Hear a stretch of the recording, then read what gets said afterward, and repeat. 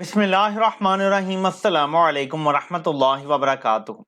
नाज़रीन, इमरान खान के लिए एक अच्छी खबर आई है, कौम के लिए भी। पहला ठंडी हवा का झोंका आया है और वो इस तरह से आया है कि इस्लामाबाद हाई कोर्ट में इमरान खान की जो इंट्रा कोर्ट अपील चल रही है, साइफर केस को जो बंद कमरों में रचाया जा रहा है, उसके खिलाफ इमरान खान की अपील पे 2 दिन का स्टे ऑर्डर जारी कर दिया गया है। पहले जब खबर आई तो सब खुश हो गए कि शायद इस पे स्टे हो गया है, मतलब अब ये केस की कार्रवाई मुकम्मल रुक गई है। लेकिन अभी 2 दिन का स्टे ऑर्डर दिया गया है। अटॉर्नी जनरल ने इस्तदा की थी अदालत से कि स्टे ऑर्डर ना दें और कार्रवाई कल रख लें, ताकि दूसरी तरफ अदालत में मामला भी चलता रहे, गवाहान भी आते रहे, सब कुछ चलता रहे। उस चीज को 2 दिन के लिए ब्रेक लगाई गई है। अदालत ने तमाम रिकॉर्ड मांगा है कि वजह बताएं कि इमरान खान का जो ट्रायल किया जा रहा है, ये जेल की सलाखों के पीछे बंद कमरे के अंदर क्यों किया जा रहा है, ओपन ट्रायल क्यों नहीं हो रहा। जस्टिस मियां गुल हसन औरंगजेब साहब, ये आपको मेरे पीछे नजर आ रहे हैं, इनका कहना है कि ट्रायल ओपन होना चाहिए। ये अपना माइंड बिल्कुल बता चुके हैं। इनके साथ जो बैठी हुई हैं इस केस में, वो जस्टिस समन रिफत साहिबा हैं। पहले बेंच में कोई और जज साहब थे, फिर वो बेंच टूटा और इनको शामिल किया गया। तो फिलहाल तो ऐसा ही लगता है कि ये अग्रीमेंट में डिसीजन आया है कि 2 दिन का स्टे दिया जाए। मनसूबा साजों को ये पता चल गया था कि जजेस का माइंड सामने आ चुका है, वो ओपन ट्रायल की तरफ जा सकते हैं, वो स्टे ऑर्डर भी दे सकते हैं। तो मनसूबा साजों ने पहले से ही प्लानिंग करते हुए इमरान खान की नैब के केसेस में गिरफ्तारी डाल दी, ताकि स्टे ऑर्डर अगर मिल जाता है या ओपन ट्रायल की बात होती है तो ये ट्रायल करना बड़ा मुश्किल हो जाएगा। जो साइफर का मामला है, इसका ओपन ट्रायल बड़ा मुश्किल है मनसूबा साजों के लिए, क्योंकि जब ओपन ट्रायल होगा तो इमरान खान मनसूबा साजों की जो गद्दारियां हैं वो वहां पे बयान करेंगे। कैसे साइफर आया, कैसे छुपाया गया, कैसे मंडियां लगी, कैसे रात को अदालतें खुली, कैसे साइफर की एक एक चीज पे अमल किया गया। ये ओपन ट्रायल से बचाना चाहते हैं, ये गद्दारों को बचाना चाहते हैं।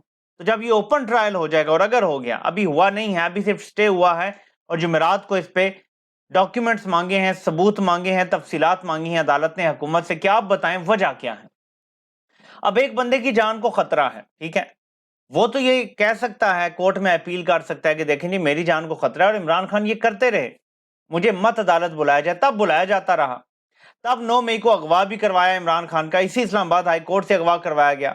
आमिर फारूक ने पूरी सहूलत कारी की। अब जब बंदा खुद कह रहा है कि मेरी जान को खतरा भी है तो मैं अदालत में पेश होना चाहता हूं, मेरी जान को खतरा है भी तो मैं ओपन कोर्ट में ट्रायल चाहता हूं, जब बंदा खुद ये कह रहा है, अदालत में लिख कर दे रहा है, तो फिर ये रियासत की जिम्मेदारी है कि वो अरेंजमेंट्स करे और ओपन ट्रायल हो। अगर बहुत सख्त सिक्योरिटी का मसला आ भी जाता है तो जेल के अंदर भी ओपन ट्रायल हो सकता है, तमाम साफियों को जाने की इजाजत हो। आम हालात में जितने भी लोग अदालत में जा सकते हैं ना, उन सबको जाने की इजाजत होनी चाहिए, ताकि एक एक चीज रिपोर्ट हो, कोर्ट रिपोर्टर्स बता सके अवाम को कि अंदर क्या खेल खेले जा रहे हैं। अभी तो 2-4 जो वकला हैं वो बेचारे आके जो उन्हें याद रहता है वो बता देते हैं, लेकिन जब कोर्ट रिपोर्टर भी बताएंगे, हर एंगल से बात सामने आएगी। साइफर जैसे बेढंगे केस में कुछ भी बाकी नहीं रहेगा, यहां से भी इमरान खान सुरखरू हो जाएंगे। असल सिनफे आहन चैलेंज दे रही हैं नाम मर्दों को, कहती हैं हौसला पैदा करें, हमें बाहर निकालें और मुकाबला करें। ये आलिया हमजा ने कहा है। मैंने शहबाज शरीफ और नवाज शरीफ के खिलाफ इलेक्शन में खड़े होना है, मेरा ये आईनी हक है। 6-6 माह से माएँ बच्चों के बगैर हैं। यास्मीन राशिद की गैर रस्मी गुफ्तगू। तो आलिया हमजा और डॉक्टर यास्मीन राशिद साहिबा चैलेंज दे रही हैं, लेकिन दूसरी तरफ नामर्द खड़े हैं, उनमें हिम्मत नहीं है खवातीन का मुकाबला करने की। वो नवाज शरीफ खुद हो या उसके सहूलतकार हो, ना मर्दों का एक टोला इस टाइम खवातीन पे जबर कर रहा है और खवातीन का मुकाबला करने की भी ताब नहीं ला सकता। दूसरी तरफ खवातीन जेल की सलाखों के पीछे हैं, ये जानती हैं कि कोई अदालत उन्हें इंसाफ नहीं दे रही और ना दे सकती है। वो वहां से भी ललकार रही हैं, शेरनियों की तरह धाड़ रही हैं, लेकिन आगे ना मर्द खड़े हैं जो चैलेंज कबूल नहीं कर सकते, ना करेंगे। ये बुज़दिल लोग हैं, ये चैलेंज कबूल कभी नहीं करेंगे। देखें, किसी ने बड़ी जबरदस्त कल ट्वीट की थी, मैं अब नाम भूल गया हूं, आई थिंक जुनेद साहब ने एक ट्वीट किया था बड़ा जबरदस्त। वो कहते हैं कि पहले जमानों में जो फौज का सीनियर अफसर होता था, वो अपनी जर्रा उतार के और दुश्मन को चैलेंज करता था, کہ آؤ میرے ساتھ مقابلہ کرو. دوسری طرف سے بھی غیرت کھائی جاتی تھی, اور ان کا بھی جو سینئر ہوتا تھا یا بہت بڑا افسر ہوتا تھا وہ بھی اپنی ذرہ اتار کے, سارے کورز اتار کے آ کے لڑائی لڑتا تھا, اور وہیں پہ اکثر جنگوں کے فیصلے ہو جاتے تھے. عمران خان نے خیبر پختونخوا اور پنجاب کی حکومت چھوڑ کے, یعنی اپنی ذرہ اتار کے میدان میں کھڑے ہو کے للکارا کہ آؤ میرے ساتھ لڑو. دشمن اتنا بزدل تھا کہ جو عمران خان نے ذرہ پھینکی وہ بھی اٹھا کے اپنے اوپر پہن لی اور عمران خان کو مارنا شروع کر دیا. وہ برابر کا مقابلہ لڑ ہی نہیں سکتا تھا. تو میں اس سچویشن میں یہ سمجھا ہوں کہ اکیلے عمران خان کے خلاف اپنی پوری قوت استعمال کرنا شروع کر دی گئی, جبکہ وہ ایک فیئر فائٹ چاہ رہا تھا. وہ مردانہ وار مقابلہ کر کے ہار اور جیت کا فیصلہ کرنا چاہتا تھا. وہ آئین اور قانون کے اندر رہ کے اس ملک کو چلانے کا خواب دیکھتا ہے. وہ اسی خواب کی تکمیل کے لیے آئین کے اندر رہتے ہوئے جدوجہد کر رہا ہے. پنجاب اور خیبر پختونخوا کی حکومت توڑنا اور چھوڑنا یہ بھی آئینی اور قانونی جدوجہد کا حصہ تھا, لیکن دوسری طرف نامرد کھڑے تھے, دوسری طرف ڈرپوک بزدل کھڑے تھے. اتنا بزدل دشمن کہ کبھی کبھی ان پہ ترس آتا ہے. آپ یقین کریں کہ آج جو بھی عمران خان کے مخالف کھڑا ہے, تاریخ ان کو صرف میر جعفر اور میر صادق کے نام سے یاد کرے گی. کیا فائدہ ہوا اگر بظاہر ایک الیکشن کے لیے ان کو جیت بھی مل گئی, جو کہ ملے گی نہیں, یہ یاد رکھیے گا, مایوس نہیں ہونا آپ نے. ان کا باپ بھی آپ کو ہرا نہیں سکتا الیکشن والے دن. ان کی کانپیں ٹانگ رہی ہیں. یہ سب کرنے کے باوجود بھی ان میں ہمت نہیں ہے الیکشن میں جانے کی, اسی لیے کریک ڈاؤن میں اضافہ ہوا ہے. آپ نے اگر 70 سے 80% ٹرن آؤٹ کر دیا تو 3/4 اکثریت ملے گی پی ٹی آئی کو. آپ نے اگر 60% کے قریب ٹرن آؤٹ کر دیا تو 2/3 اکثریت پکی ہے. کچھ بھی یہ کر لیں, یہ کچھ نہیں اکھاڑ سکتے. یہ خواتین جیلوں میں بیٹھے ہوئے نواز شریف اور مریم کو شکست دیں گی, یہ میں آپ کو لکھ کر دینے کے لیے تیار ہوں. ان کو نکالیں گے تو نہیں, لیکن یہ وہیں سے کاغذات نامزدگی جمع کروائیں گی. اگر تو ایکسیپٹ ہو گئے, کیونکہ ابھی تک ان کو سزا تو نہیں ہوئی, ان کے خلاف تو چلان بھی جمع نہیں ہوئے. اگر یہ الیکشن لڑتی ہیں تو جیل میں بیٹھے بیٹھے یہ نواز شریف کو شکست دے دیں گی. ان میں سے کوئی بھی کھڑی ہو جائے, سنم جاوید کھڑی ہو جائے, طیبہ راجہ کھڑی ہو جائے, عالیہ حمزہ کھڑی ہو جائے, ڈاکٹر یاسمین راشد, خدیجہ شاہ, یا اور بھی جو خواتین ہیں, کوئی بھی کھڑا ہو جائے, نواز شریف کو اس کے گھر میں شکست دے دے گا. یہ اوقات ہے جس کٹ پتلی بھوٹیے کو لے کر آئے ہیں اسپیشل لنڈن سے, جس کو لاڈلا پلس کا خطاب بھی دیا جا رہا ہے. اب دیکھنا یہ ہے کہ 2 دن بعد ججز کیا فیصلہ دیتے ہیں.